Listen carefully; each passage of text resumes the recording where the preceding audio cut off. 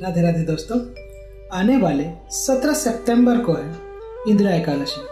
तो चलिए जानते हैं आखिर क्यों मनाया जाता है ये एकादशी और इसके पीछे की कथा क्या है। तो चलिए शुरू करते हैं। एक समय की बात है, सतयुग में राजा इंद्रसेन नाम का एक बहुत ही धार्मिक और न्यायप्रिय राजा हुए। राजा इंद्रसेन अवंती नगर पर राज्य करते थे। उनका परिवार, प्रजा और मंत्री सभी उनसे बहुत प्रसन्न रहते थे। एक दिन ऋषि नारद जी उनके महल में आए। राजा इंद्रसेन ने उनका सत्कार किया और विनम्रता से पूछा, हे मुनिवर, आपके आने का उद्देश्य क्या है? मुझ पर कृपा करके दया कर। नारद जी बोले, हे राजन, मैं देवलोक से आया हूँ। वहाँ देवराज इंद्र ने मुझे तुम्हारे पास भेजा है। तुम्हारे पिता स्वर्ग में तो गए, लेकिन कुछ पाप के कारण नरक में पीड़ा भोग रहे हैं।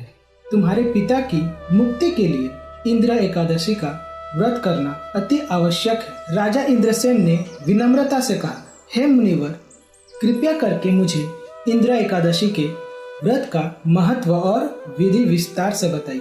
तब नारद जी बोले, ये व्रत अश्विन कृष्ण पक्ष की एकादशी को होता है। जो भक्त इस दिन व्रत करता है उसके पितरों को मुक्ति मिलती है और वे स्वर्ग लोक में चले जाते हैं। इस व्रत में रात जागरण करना और भगवान विष्णु का स्मरण करना अति पवित्र माना गया है। इस प्रकार राजा इंद्रसेन ने इंदिरा एकादशी का व्रत संपन्न किया।